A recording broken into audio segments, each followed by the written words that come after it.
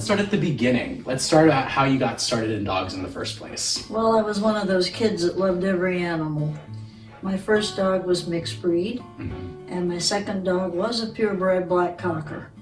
And that was in the late 40s, and by 1949 I got my first elkhound. And that was a permanent love affair. It took. That's an inoculation that took. Yeah. I loved the breed. So that's the breed I stayed with ever since. And how did you first run into an elkhound? Because that's not a very common breed, is it? No, it isn't. And in those days it was even less common than today. The elkhounds were hunting dogs for a gentleman that had Dobermans that he showed. And he lived not far from an Airedale kennel where I used to work as a kid. Okay. So one day I was down looking at his Dobermans and I said, "What are those dogs out back?" Them are hunting dogs. Okay? They were... But something caught your eye. I loved them. They were so natural. You don't have to do ears, you don't have to do tails. Oh, sign me up, actually. That sounds No kidding. Anyhow, to make a long story short, he used them on bear in the Dismal Swamp of Virginia and North Carolina. Okay. And they were great bear dogs. They're bred to be bear and moose dogs. Got it. So that was, my first one came home as a baby puppy. And it became a dog I could romp with in the woods, ride a horse with it, running along. I mean, you know, they weren't An fragile. all-purpose dog. All-purpose dog. They weren't fragile. Love that. And then, so how did that transition from your first love affair with that specific dog to breeding program and showing, and, you know, how did that transition? Well, I've been interested in showing dogs before that. Okay. The ladies with the Cocker kennel and the ladies with the Airedale kennel, they showed their dogs and I trained them and did everything. Frankly, the last time I had a really well-trained elkhound was in the 50s. And I spent so much time with that particular dog. Right, because it does take time. It was time-consuming, and I spent every waking moment with her when I wasn't at school. You know, I was 12, 13 years old when I got her. Wow. And so she got a CD degree and a Dog World Award for Excellence. Wow. 198, 198, 198 and a half were her 3 scores. So we have a professional dog trainer here too. Oh, yeah. Listen, anybody that's seen my dogs in the last 30 years would question that. But you've enjoyed them regardless, you know, whether yeah. they're perfectly behaved or not. Let's talk about, you know, like what made you just fall in love with dogs in the first place. You know, I know I've heard you mention before about the human-animal bond. I think that's something important to talk about. It is important. Every kid needs a dog, as does every little old lady. Because the longer you have dogs in your life, the more viable your life becomes and the more enriched.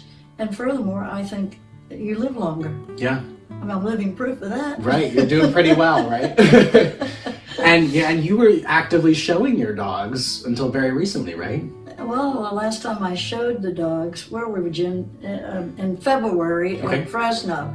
2 specialties and 2 all breeds. I was just saying, I think I saw pictures of that recently. Yeah, and then not long after that, everything was shut down. Right, right. And that's an interesting thing to talk about because this is a very atypical year for dog shows, right? Yes, it is. Have you ever seen a year like this with dog shows? Never. I've never seen a year like this with So anything. we're all just figuring it out as we go. World War II wasn't this invasive. Wow, yeah. But you have to remember, we've never been invaded before until this virus. Yes. And we have something that came from elsewhere, and it's sort of taken over our lives. It really has. Yes, it's been horrible. Right. And you've seen a lot, I think it's definitely showcased to a lot of people how important the dog and their, you know, showing and breeding is to them when it's affected by something like that. Really, that's true.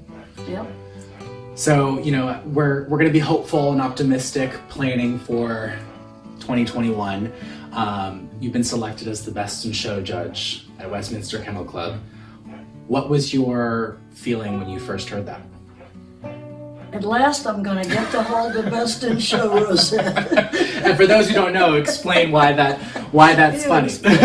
Because you have won the Hound group at Westminster 9 times? 11. 11 times. 11 times in the Best in Show ring without the Best in Show award. But even then, you know, that's the Super Bowl of dog shows. It's the most, you know, prestigious award that somebody could give out at a dog show. What do you think you're going to be looking for in the ring when you're judging? The same thing I look for every time I walk in the ring to judge, which is a dog of great type for its breed, a dog that signals to me as a judge that this is a dog that could do the job for which the breed was developed. Yeah.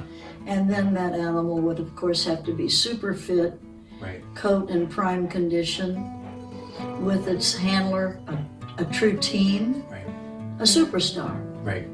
But all 7 dogs will be superstars. Yeah. You're pretty much guaranteed this that. This dog will just signal to me that, they kind of say, they radiate, pick me. Right. And I think I've heard you mention that before in regards to your breeding program, right? And keeping puppies and what you're looking for. So you're really coming in there with the eyes of a breeder, right? Exactly. And you want running gear appropriate for the breed. Sometimes people get the idea, really, that all breeds should move somewhat alike, and that isn't true. Right. We want a dog to exemplify the athletic job description and goal of his breed. Right. And, even when a dog's a toy, right, even when they're a toy, they have to run to their food dish until they're quite aged. Right. And secondly, they have to represent something that signals the judge, I could do it. Right. Suppose it was bred to be a lady's lap dog, a furry lady's lap dog.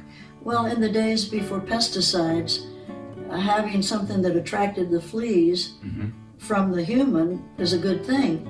And of course, that's because the dog's body temperature is warmer than the humans. Okay. So, there's so many things that go into the beginnings of each breed. Right. And history. Yeah, the history, heritage. The tradition, the heritage. And we just have to always be seeking out those elements. Yeah. And I guess all those weekends you spent running from the classroom to get to those dog shows, you pick up on all that, right? Having those conversations with breeders of other breeds, even if you've never lived with them, you can pick up on why a Pekingese looks the way it does, why a Husky moves the way it does. That's right. Yeah. A Husky's an Arctic dog just like an Elkhound is. But a Siberian is entirely different with its job description, say, than a Malamute. Right. One's a draft dog, one's a running dog. Right. And endurance running. Right. So, we have to always keep in mind, what was this dog bred to do? And does it appear fit, ready, and made right to do that job? Absolutely. Yeah. So that's going to be, I'm sure, a memorable experience. Oh, I know. I'll be overwhelmed, I'm sure. Yeah. When you're in there with one dog, your focus is on that dog. Right. And if you mess up, okay, I didn't hurt anybody else. Right. I just, just you. Done a little better maybe with my own dog. Right. But when you're in there with 7 beautiful dogs who will represent the best dogs in the country, dogs that will be before 7 expert judges, and before that they're breed judges. Right. When they come out there, that's awesome. That is. It's like the spectacle of I'm sure I'll feel shivers.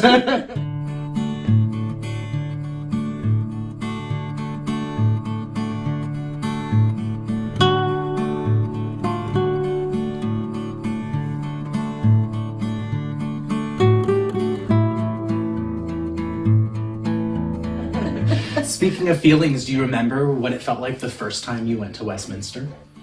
Yes. This is an interesting story. I was showing cockers for a lady and doing quite well with one of her party-colored dogs. You see that picture over there? That's the dog. You might want to get a picture of it before you leave. We'll do that. And anyhow, to make a long story short, I had won Best in Show with this dog, and I had just won Philadelphia in those days. Was in early December or late November, pretty much the same time frame it's in now. Yeah. Really big bench shows.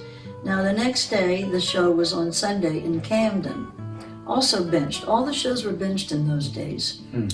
And the dog went 3rd in the group at Philadelphia, I think. The next day, he went Best in Show at Camden. Wow. Well, the owner quickly tried to get him entered at Westminster. only they had closed because they limited out. So she missed the entry. So a friend of hers asked if I would show his dog. Okay? Yep, you were a free agent then. I was never professional. I was just an amateur. Well, sure, why not? You know? Yeah. So I was showing my Elkhound bitch there. Yeah. So anyhow, he brings this dog to me at the show, and it was kind of like a coat hanger with hair on it. It was really slender. It had no rib cage like a cocker's supposed to have. Yeah. Anyhow, I showed it, and I think the judge thought it was the same dog that won Philadelphia because he got the variety. So you did something right. Well, yeah, that was a smart move on the owner's part, right? Oh my God. And then so let's talk about your first group win at Westminster. Who was that with? 1970, and it was with Vagabond. Who I believe is right here. No, that's his grandson, Nimbus. This is Nimbus. Yeah. Vagabond? Vagabond's We're over going to there. grab the Vagabond statue. Okay. Why not? We're going to pull a little... Why don't you get the big one? That's the one people identify with him.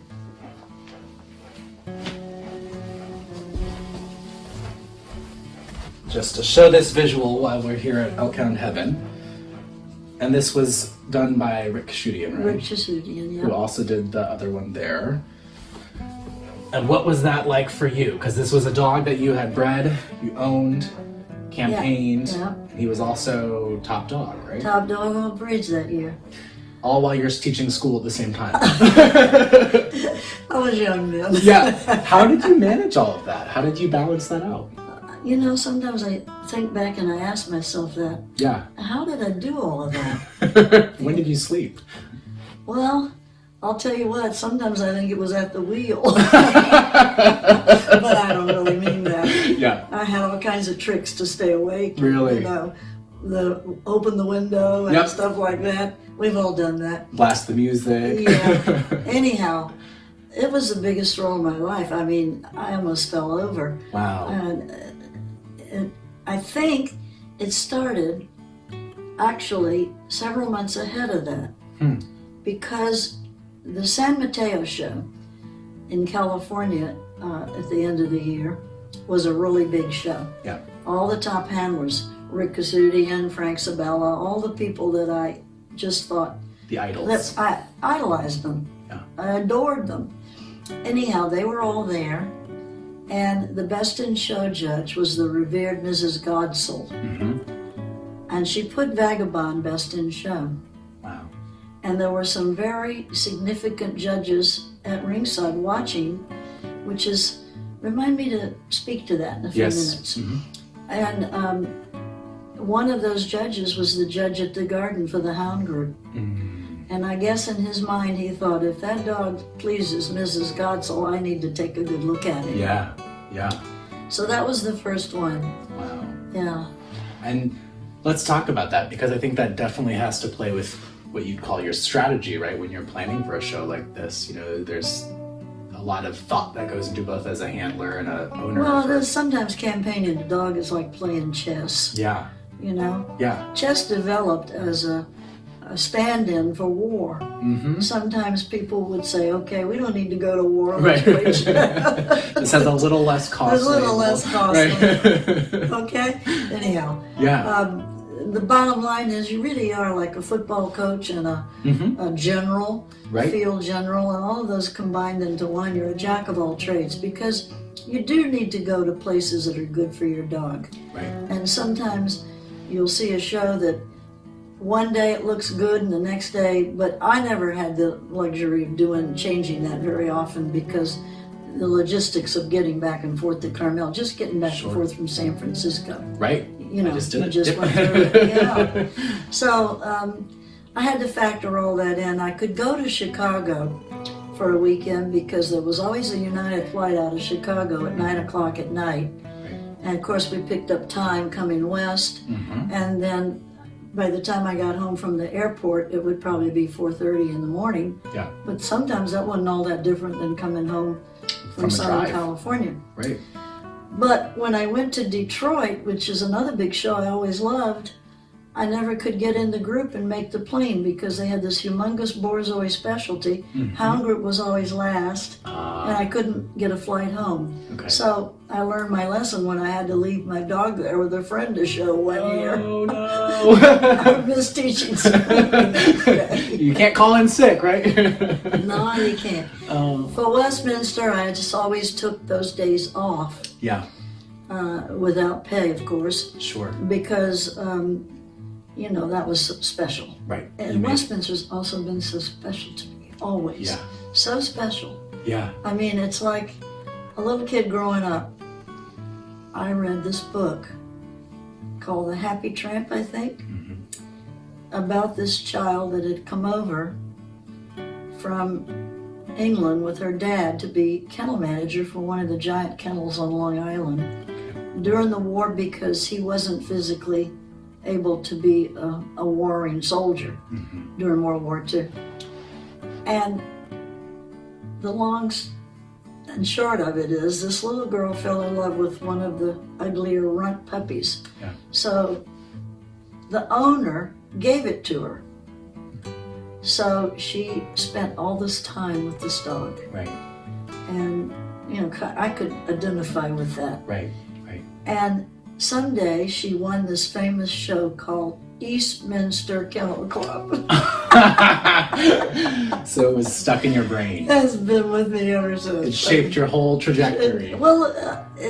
It's just such a special dog show. Yeah. You know, it's the second oldest sporting event in the United States. Right. Only the Kentucky Derby's older. And has a global reach. It has a global reach, and it's so wonderfully traditional. Yeah. And I think the Westminster Kennel Club is to be given real kudos Yeah. for being able to keep their traditions through these changing times. That's very true. So we're just praying that the COVID-19 won't interfere with any of Right. that. Just got to be positive. And Yeah, hope for it the is. best, right? You learn you can only control so much. Yeah. But I think that's a great point to bring up how over, you know, how many years has it been now? 200? No, I think it's like 150s 150? or 160s, something like that. I'll have to do the Right. math. But regardless, it's a significant time where we've seen lots of changes in the United States and they've kept it going. And, you know, we'll hope that it works out this year. So we'll just plan on it until it doesn't, right? That's right. But, you know, and then you were talking earlier about how when you're before the garden with your first group win, how the judges were walking ringside, and you wanted to bring that back up. Yes, I do want to bring it up because sometimes I think exhibitors get a little bit lackadaisical about keeping their dogs looking good the whole time they're in the ring. Right. Because you might be in a group that would take 25 minutes, and naturally you don't want your dog standing for 25 minutes, but maybe you could have it sit and look nice. Right. I'm always disappointed when I see handlers talking to everybody else and the dog's standing there with one leg here and one leg there, and I think, holy cow, don't they know what that dog is looking like to everybody at ringside, not just the judges. That's right. And, you know, it's true that everybody at ringside's a judge. And if you don't think so, stand around and listen. Just sit Everybody at ringside's a judge. And I just want to see quality animals looking their best, because any dog can turn around and do its legs wrong or something. Sure. And I just think that it ought to be monitored by the exhibitor. And that's what the purpose of the exhibitor is, yes, right. And You are exhibiting. which is the difference From between... the time you walk in the ring until the time you walk out. Exactly.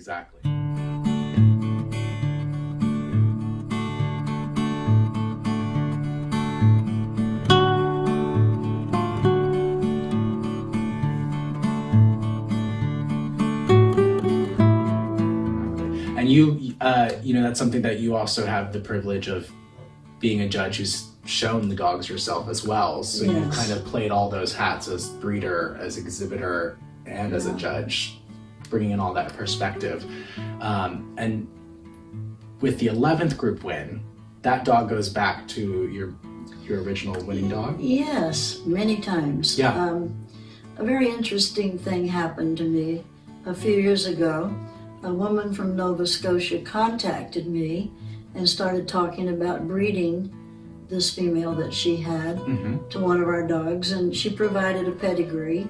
And interestingly enough, the ancestral tree of that particular dog showed crosses, multiple crosses, to Vagabond and his half-brother, Howdy Rowdy, who's the top sire in the breed. Wow. And of course, it's many generations back.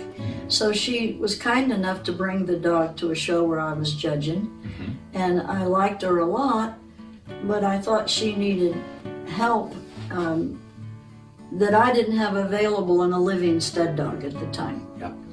So I told her that I had semen stored on a Marquetta son that I thought would be perfect for this particular bitch. And as it turned out, it was wonderful. Wow. Marquetta herself won 2 groups at Westminster. I was just going to say that, right? And her mother, Callista, won 2 groups, and Callista was a granddaughter of Vagabond. So, Very interesting. There's a very interesting yarn there because both the Vagabond dogs and some of my others were long-lived.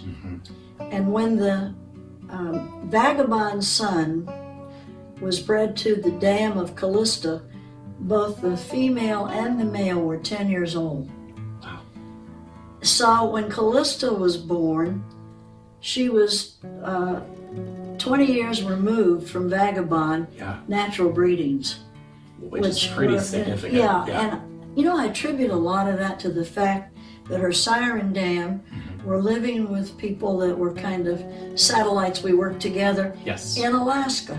Okay. And the dogs were living in a much more like environment to where the breed came from. Oh, interesting. And they were living with people that were just such nurturers. Right. And individualized attention. Yeah, and it was amazing. We got this litter of puppies from a 10-year-old sire and a 10-year-old dam, and they had come from them in their older ages. Wow. So Vagabond was top dog, all breeds in 1970, and his natural granddaughter, Callista, was number 2 all breeds in 1990. Wow. So that's a 20-year That's spread. because in a lot of breeds, the grandfather's about 3 years older sometimes. So that's pretty significant to incorporate how that breeding program needs to have longevity and. This dog lived to be 17 and a half. Really? Yes, Vagabond. And you see that backyard out there? Yeah. In the old days, the squirrels were really, the trees were a little close, so we've had to fend them. Yeah. And the squirrels ran him crazy. And he'd run around, he just wanted to get a squirrel so badly. Yeah. And then as he got to be, he was shown at Westminster at the age of 14. Really? They had, in those days, they had an old-timers parade. If you'd won a group or a best in show, you were invited back. Oh. And they had it every 5 years for a couple of years, and it's one of those things I wish they'd have kept. But that's the logistics. Anyhow, to make a long story short, towards the end of his life, I started running him with the girls in season from time to time. That kept him moving. Yeah. Well, I didn't do that till he was at 15 and a half, but it kept him moving, and I put him next to him and all. Right. And it was just remarkable. And he reached 17 and a half and he would fall and he couldn't get up unless we were there to pick him up. Right. And finally, I realized he's telling you something when he looks at you like that. So I made that horrible decision that we hate to make. The worst. Never gets But easy. he was put to sleep right here on this property. And they're all buried right up there on the hill. Oh. So they're still with you. They're still with must have us. had such a bond with that dog. I did. After 17 years, all those Yeah. hours on the road and breeding and showing and just living with him. He was a fantastic dog. Yeah. He really was. Oh, well, it's I think it's so important to showcase great dogs with art, and I think that's one of the things that the museum. Yes, we were very lucky to have Ricky able to do this and his grandson. Wow. And so then Duffy, right, was the... So Duffy is the great-granddaughter of No, she's not. She's the granddaughter of Marquetta. Her sire was from that breeding where the lady she bit the bullet and went through the whole thing of frozen semen, and it's a very, very expensive proposition. With timing. I'll be eternally grateful to her for doing it. Yeah. Because Duffy is Marquetta's granddaughter. Okay. So the interesting thing here for me as a breeder, and for all who would breed, is the strength of the bitch line, the bitch producers. That's really where the strength is in a pedigree. Interesting. In horses, they always give the sires, but the truth is, the dams and those tail female Okay. genetic, that's really the strong part of a pedigree. How did you learn that? Oh, I've been studying since I was that big. Yeah. Yeah. The tail female is that Callista, the granddaughter of Vagabond, won 2 groups at Westminster, and her daughter Marquetta won 2 groups at Westminster, and Marquetta's granddaughter Duffy won a group there. So to me, yeah, and I think we have this guy's mother and Howdy Rowdy's mother, which were the same female, to thank for that. Yeah. And in my book, I talk about how to design pedigrees that will let the X chromosome go forward. Okay? Okay. When Vagabond sired a female, every female sired by him had his dam's X chromosome. And you learn how to structure your pedigrees so it will enable that strong messaging from the X chromosome to go forward. It's bigger than the Y chromosome, and it's considered to be a stronger influence on future generations. Fascinating.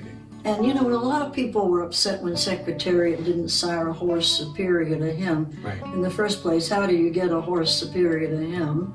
But they judged him on his first generation animals.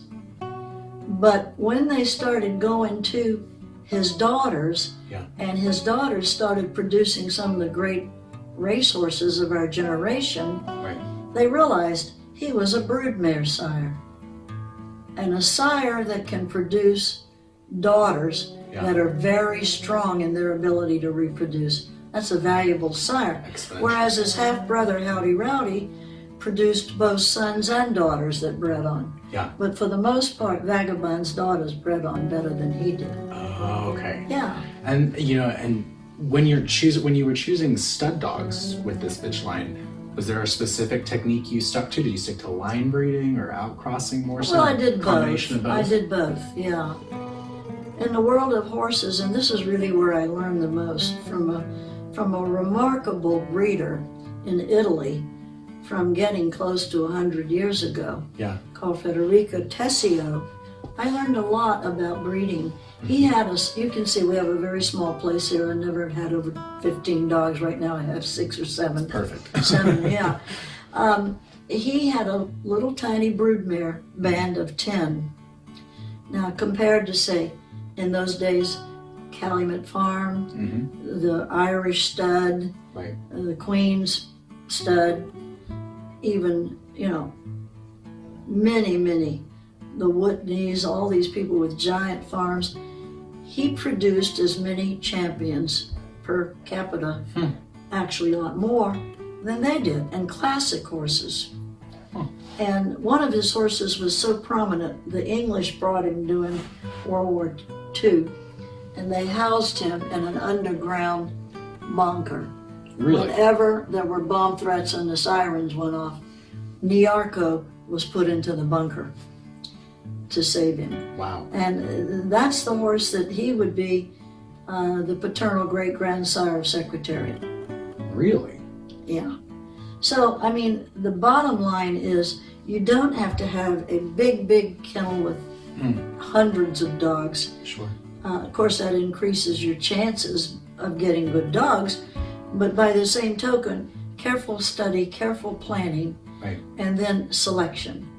That's the That's key to it all. For quality over quantity. Yes.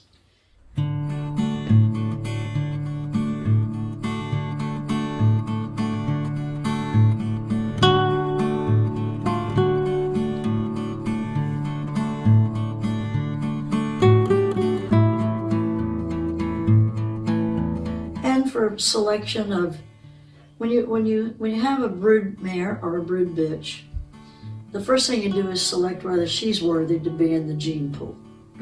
Okay? Yeah. The next thing you do is try to select the best sire appropriate for her. You hear that old adage, breed the best to the best and hope for the best. That's a bit of a misguided thing.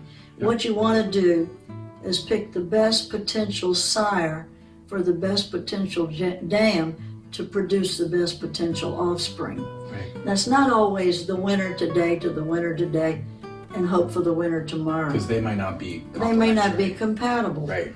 When you put a pedigree together, you have to decide which elements in your own dogs need strengthening and find the dog that's strongest in those elements for your bitch, and never ever double up on faults if it can possibly be avoided. And what you're doing is trying to imagine what this combination is going to produce in the future. Right. And so that, it requires a lot of study. Yeah. You know? And you really had to know. You have to know dogs, the individuals in the pedigree. Right.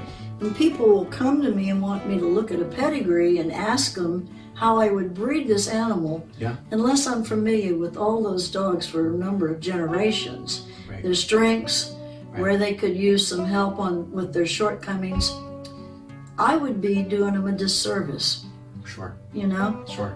And I've gone through that a lot in the work I've done over the years with seminars and articles I've written and so on. Right. Yeah. But in your breed, that's where you put the time in to know those things, and you can I knew a lot about it in cockers in the day because I was working with a really top breeder when I was young, and she's gone on now. I'm delighted she willed me that picture. Yeah. Anyhow, I was fortunate to be around breeders in my youth. Sure. And they shared so much. Right. I think that's one of the sad things about today. There never seems to be enough time for people to share as much as they know. Sure. And so those people take it with them when they go. Right. And that's a shame. Right. All that effort. All that effort not lost. carried forward. Yeah. But I think that's something that you've been able to do. You know, like for example, you have Jen here. Yes. And you've had people, you know, I know that there's... Listen, Jen could buy me a dog, and I don't say that about many people. That's a really great You know what I mean? Yep. Yes. Absolutely. Yeah. And I think that's a great thing to talk about, you know, the human element of this, because... Absolutely. It's, you know, just as much as the dogs, without the people, there's no dog show, there's no breeding program. That's right. And I think you're a great example of how it's really the professional dog career has really played into your personal life, right? Like with Well, your I husband. would never call myself a professional because the truth is, I had a gentleman come up to me at the Cow Palace in the days when we were benched, and my name was Craig then, and he said, "Miss Craig, is there a lot of money in these dogs?" I said, "Darn right, mine."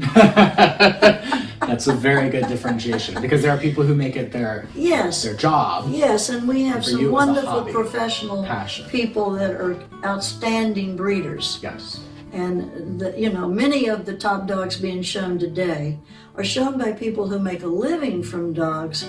So they are professional handlers and groomers and all of those things, but they're also top-notch master breeders. Right. And they really combine the elements. Right. I have never been a professional.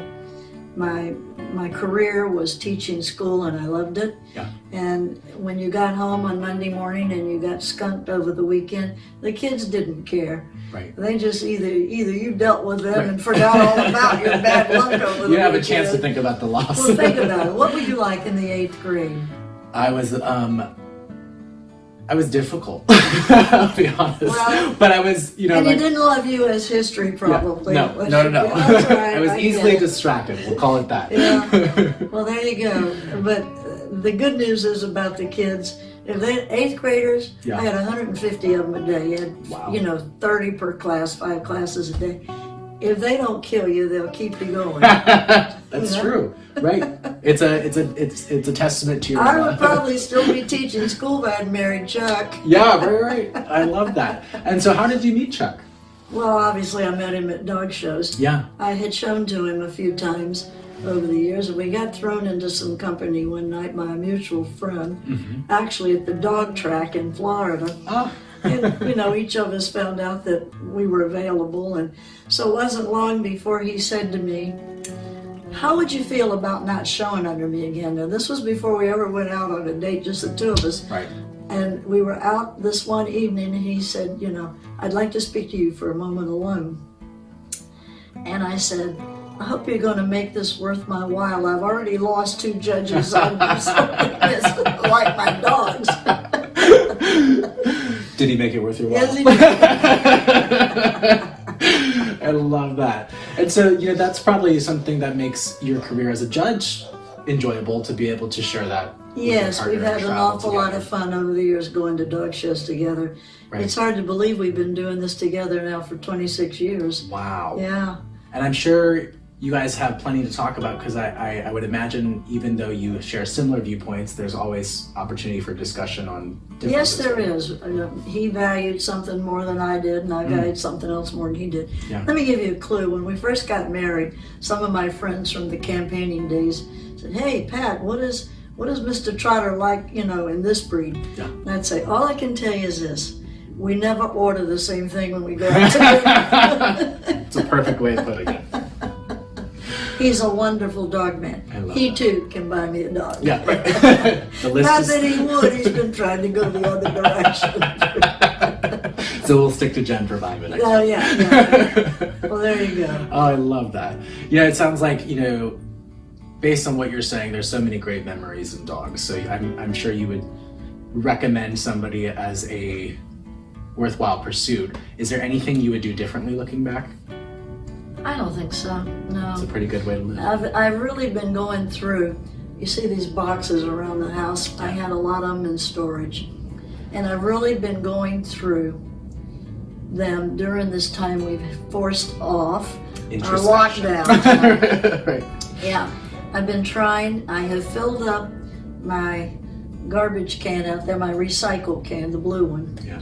6 times since I've been here, just going through pictures Magazine. and magazines and what I can't part with and what I can part with. Yeah. And I'll tell you, that is a difficult job.